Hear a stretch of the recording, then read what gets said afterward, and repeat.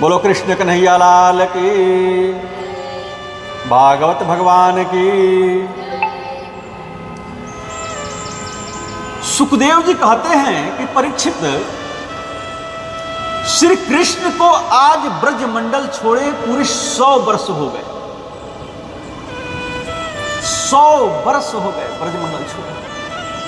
कुरुक्षेत्र, उसमें सूर्य ग्रहण के पावन अवसर पर वसुदेव जी महाराज ने बड़ा अद्भुत यज्ञ किया और उस यज्ञ में बड़े बड़े संत, ज्ञानी जन, महात्मा, अमलात्मा संत सब पहुंचे। माता कुंती भी पांडवों के साथ गई। ब्रजमंडल से आज गोपिया, राधा रानी और समस्त ब्रजवासी लोग भी वहां पहुंचे। सब लोगों ने अपने अलग अलग तंबू लगाए। भगवान अपनी समस्त पत्नियों को लेकर गए हैं।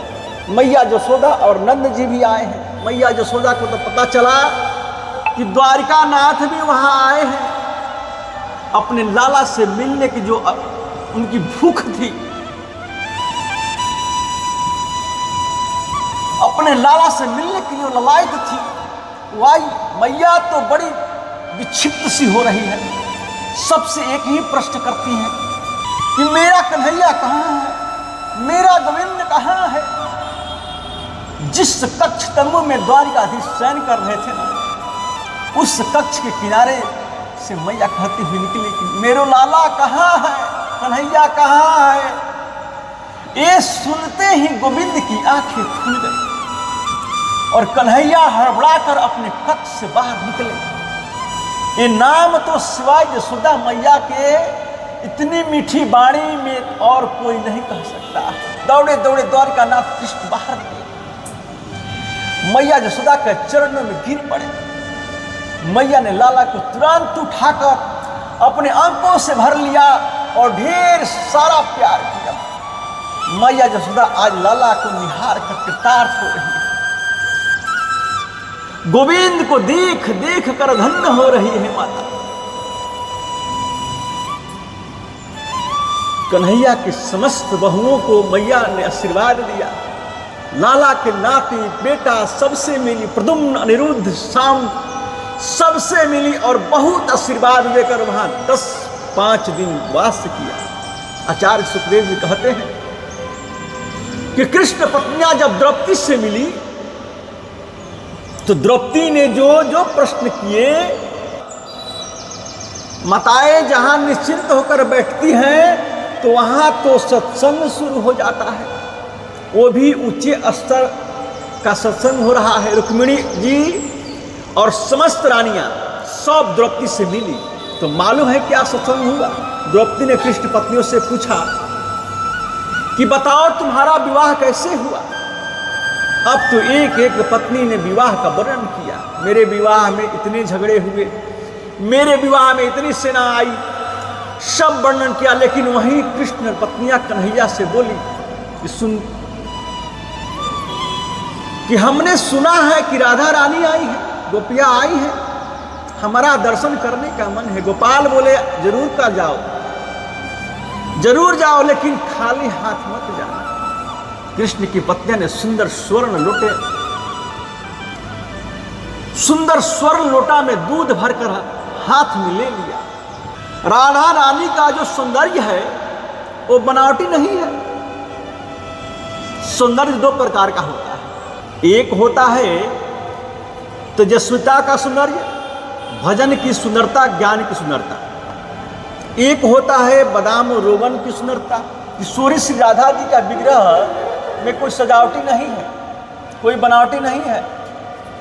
रुक्मिणी, जमवंती, सत्यभामा सब जा रही है राधा रानी के दर्शन करने के लिए। 7 ड्योढ़ियों को पार करना होगा। पहली ड्योढ़िया पर खड़ी गोपियां इतनी सुंदर, श्री कृष्ण पत्नियों ने उनको भी राधा रानी समझा। राधा रानी प्रणाम करती हैं। अरे नहीं, क्या करती हैं आप, हम राधा नहीं हैं, हम तो उनकी दासियां हैं, हम तो उनके दासियों के दासी हैं। रुक्मिणी ने कहा ये दासियों की दासियां, दासियां इतनी सुंदर है तो राधा रानी कितनी सुंदर हो। दूसरी ड्योढ़ी पर गई तो उन्हें राधा समझा। तीसरी ड्योढ़ी पर गई वहां खड़ी गोपी को राधा रानी समझा। अंतिम 7वीं ड्योढ़ी पर गई तो वहां ललिता विशाखा अंतरंग सखिया खड़ी थी। वो तो इतनी सुंदर कि रुक्मिणी चरणों में गिर पड़ी। राधा रानी प्रणाम करती, नहीं नहीं हम तो उनकी दासी हैं, कहिए हम उनका दर्शन करना चाहते हैं। ललिता विशाखा उनको लेकर गई अंदर। जाकर देखा हजारों गोपियों के बीच किशोरी राधा शांत बैठी है। कोई बनावट नहीं है, कोई सजावट नहीं है, कोई प्रदर्शन नहीं। आहा कितनी दिव्य झांकी है, कितनी दिव्य झांकी है राधा रानी का। कृष्ण पत्नियों ने जाकर उन्हें प्रणाम किया। राधा रानी खड़ी हो गई और उन्हें अंक से भर लिया। बहुत देर तक चर्चा हुई।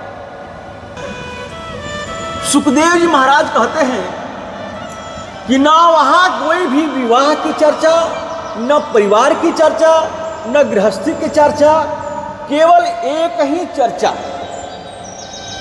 उस क्या चर्चा है?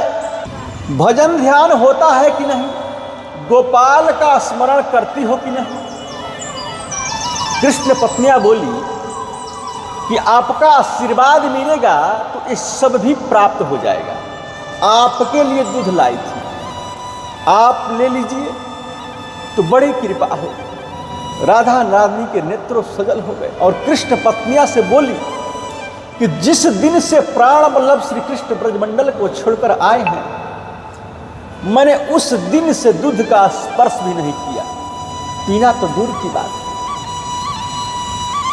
रुक्मिणी जी के मुंह से निकल गया कि प्रभु ने ही तो आपके लिए भेजा है। इस बात को सुनते ही राधा रानी विह्वल हो गई और रुक्मिणी के हाथ से तुरंत लोटा लेकर मुंह में लगा और एक सांस में ही पी गई। इतना गर्म गर्म दूध एक सांस में ही पी गई, क्योंकि उन्होंने कहा कि श्री कृष्ण ने भेजा है। बहुत देर तक सत्संग चर्चा हुई।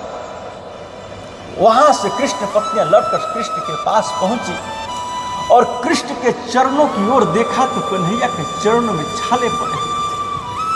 भगवान के चरणों में छाले पड़े हैं। रुक्मिणी ने बोली कि आप कहीं गए थे क्या? कन्हैया बोले नहीं, कहीं नहीं गया। फिर धूप में आप नंगे पांव कहीं गए थे, तो आपके पांव में छाले कैसे पड़ गए? गोविंद बोले ये छाले तुमने ही तो किए हैं, ये छाले तुमने ही तो किए हैं। किशोरी राधा को तुमने जो गरम गरम दूध पिला दिया ना, उनके हृदय में ही तो मेरे चरणों का वास है। मेरे हृदय में किशोरी श्री राधा का चरणों का वास है। अब रुक्मिणी जी तो गदगद हो गई, प्रफुल्लित हो गई और किशोरी श्री राधा के चरणों को प्रणाम करने लगी। वास्तव में सत्य बात,